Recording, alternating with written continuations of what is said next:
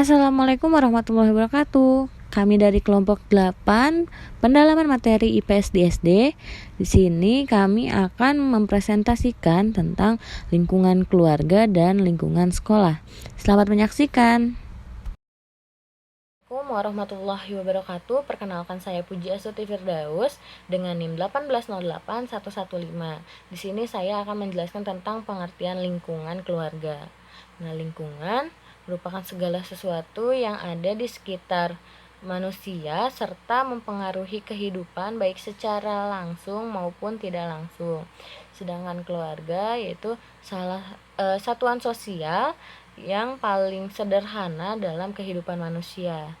Nah, dari pengertian tersebut disimpulkan bahwa lingkungan keluarga adalah satuan sosial atau unit terkecil dalam kehidupan manusia yang terdiri dari keluarga dan beberapa orang yang terkumpul dan tinggal di suatu tempat di bawah satu atap dalam keadaan saling bergantung.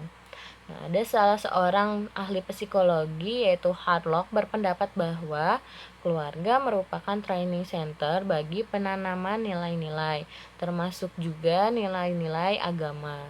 Nah, pendapat ini menunjukkan bahwa keluarga mempunyai peran sebagai pusat latihan bagi anak untuk memperoleh pemahaman tentang nilai-nilai, baik itu nilai tata krama, sopan santun, dan ajaran agama, dan kemampuannya untuk mengamalkan atau menerapkannya dalam kehidupan sehari-hari baik secara personal maupun sosial kemasyarakatan. Nah, lingkungan keluarga memang sangat penting, sangat mempengaruhi sikap keberagaman seseorang dikarenakan setiap individu dalam keluarga saling memberikan contoh terhadap yang lain, terutama sekali adalah orang tua. Keluarga yang religius akan menanamkan sikap keberagaman yang teratur beribadah. Dengan demikian, orang tua memiliki tanggung jawab terhadap anggota keluarga yang lain. Di sini ada pengertian menurut Gunarsa. Nah, menurut Gunarsa, lingkungan keluarga merupakan lingkungan pertama yang mula-mula memberikan pengaruh yang mendalam bagi anak. Nah, dari anggota keluarganya, ayah, ibu, dan saudara-saudaranya, anak memperoleh segala kemampuan dasar, baik itu kemampuan intelektual maupun sosial. Nah, setiap sikap, pandangan, dan pendapat orang tua atau anggota keluarga lainnya akan dijadikan contoh oleh anak dalam berperilaku. Nah, dalam hal ini berarti lingkungan keluarga sebagai lingkungan pendidikan yang pertama ini sangat penting dalam membentuk pola kepribadian anak. Karena di dalam keluarga, anak pertama kali mendapatkan pengetahuan tentang nilai dan norma. Kemudian ada menurut Bernadette. Nah, Bernadette juga mengemukakan bahwa lingkungan keluarga yaitu lingkungan yang bertanggung jawab atas kelakuan, pembentukan kepribadian, kasih sayang, perhatian, bimbingan, kesehatan, dan suasana rumah. Nah, dari lingkungan keluarga yang harmonis, yang mampu memancarkan keteladanan kepada anak-anaknya, akan lahir anak-anak yang memiliki kepribadian dengan pola yang mantap.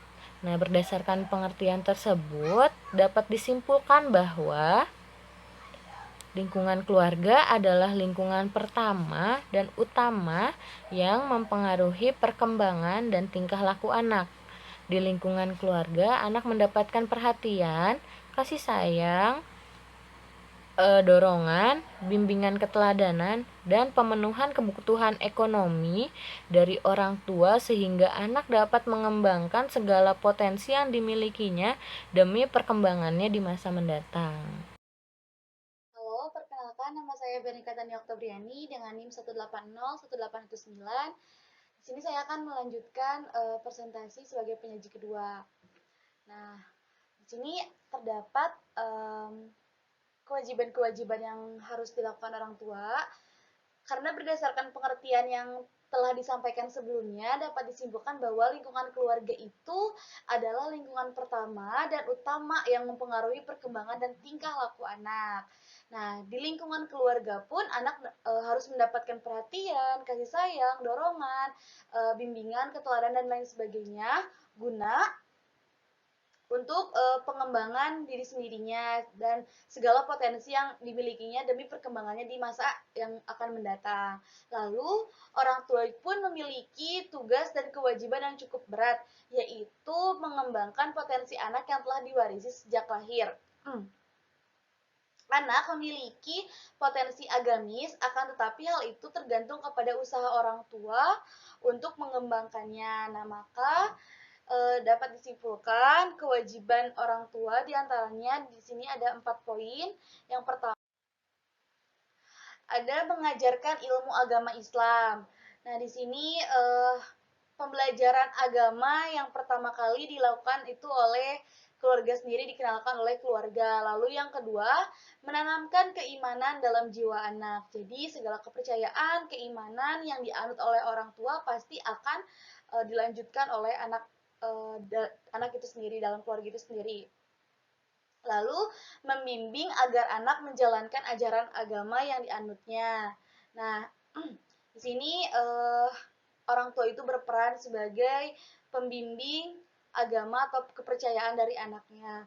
Lalu mendidik anak agar berbudi pekerti yang mulia. Jadi harus memiliki sifat teladan yang baik, perilaku yang baik, dan itu dicerminkan oleh orang tua atau keluarga. Dan di sini ada kutipan bahwasanya orang tua itu uh, pusat kehidupan rohani anak dan sebagai penyebab berkenalnya dengan alam luar. Maka hendaknya setiap orang tua menyadari akan tugas dan tanggung jawabnya yang harus dilakukan kepada anak. Baik, selanjutnya di sini ada fungsi keluarga. Menurut Sulaiman dalam Yusuf yang menyatakan adanya fungsi keluarga itu yang pertama fungsi edukasi, di mana fungsi edukasi ini adalah fungsi keluarga yang berkaitan dengan pendidikan anak khususnya dan pendidikan pembinaan umumnya kepada anggota keluarga. Nah, fungsi edukasi ini tidak sekadar menyangkut pelaksanaan, tetapi menyangkut juga penentuan dan pengukuhan landasan yang mendasari upaya pendidikan. Lalu yang kedua ada fungsi sosialisasi, di mana fungsi sosialisasi ini untuk mengembangkan individu menjadi pribadi yang mantap untuk bercengkrama dengan dunia luar. Nah, fungsi sosialisasi ini dapat membantu anak menemukan tempatnya dalam kehidupan sosial secara mantap yang dapat diterima oleh rekan-rekan bahkan masyarakatnya. Jadi, fungsi sosialis ini adalah untuk menjamin anak mampu bersosialisasi dengan dunia luar. Selanjutnya ada fungsi lindungan atau fungsi proteksi. Sesuai dengan fungsinya, hakikatnya bersifat melindungi, yaitu melindungi anak dari tindakan yang tidak baik atau perilaku yang tidak baik, dari hidup yang menyimpang norma. Jadi, fungsi keluarga itu sudah sepatutnya keluarga itu menyelamatkan anggota keluarga lainnya dari hal-hal atau tindakan-tindakan yang tidak baik. Nah, selanjutnya ada fungsi afeksi atau fungsi perasaan. Di sini anak berkomunikasi dengan lingkungannya, juga dengan keluarganya, dan dengan keseluruhan pribadinya. Jadi antara dia dengan dunia luar atau dia dengan dirinya sendiri. Dan kehangatan yang terpancar dari keseluruhan gerakan, ucapan, mimik, serta perbuatan orang tua merupakan bumbu pokok dalam pelaksanaan pendidikan anak dalam keluarga. Selanjutnya, fungsi religius. Di sini keluarga wajib memperkenalkan dan mengajak anak dan anggota keluarga yang lainnya terhadap kehidupan yang beragama. Jadi di sini selain keluarga itu mengatur segala kehidupan yang akan dijalaninya, tentunya harus berpedoman kepada keimanan-keimanan, salah satunya dengan menganut agama. Lalu ada fungsi ekonomis. Fungsi ekonomis ini meliputi pencarian nafkah, perencanaan pembelanjaan, serta pemanfaatannya.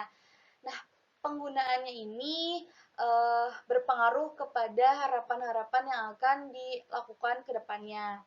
Lalu ada fungsi rekreasi, di mana fungsi rekreasi ini dirasakan orang jika ia menghayati suasana yang senang, damai, jauh dari ketegangan batin, santai gitu. Jadi fungsi rekreasi ini untuk menghil atau mengtreat atau menyembuhkan dari kehidupan-kehidupan yang sudah dijalani sebelumnya, sehingga mantap untuk menjalani kehidupan yang selanjutnya.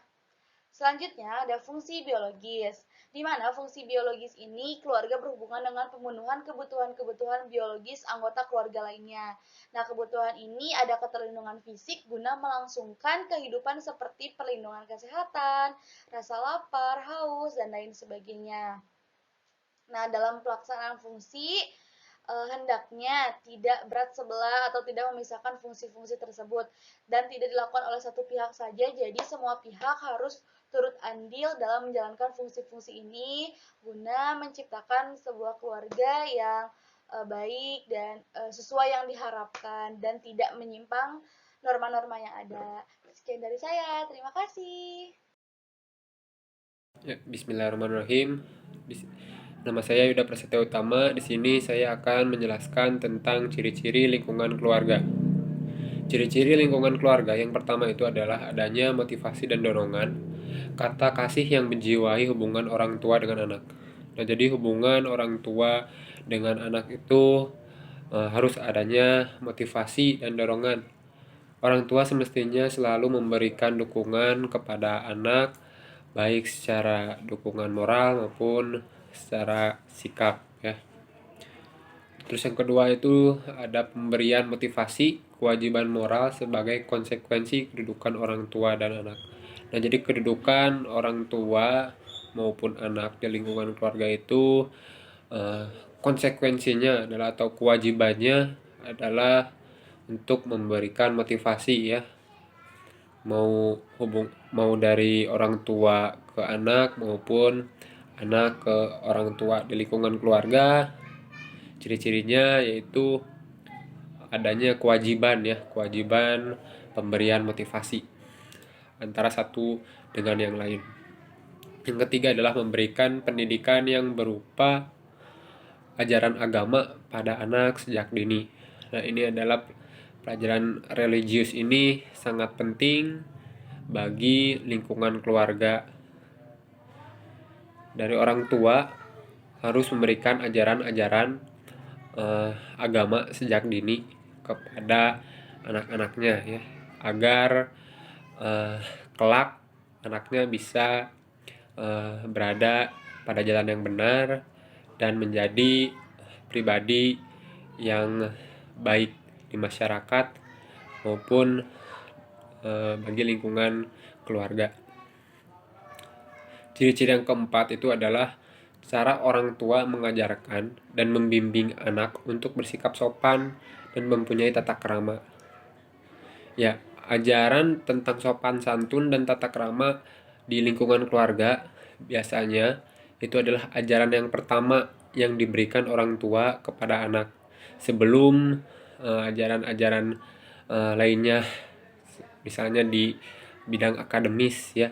Yang pertama itu anak harus diberi tata krama dan bersikap sopan santun antara sesama manusia tentunya ya, terutama kepada orang tua.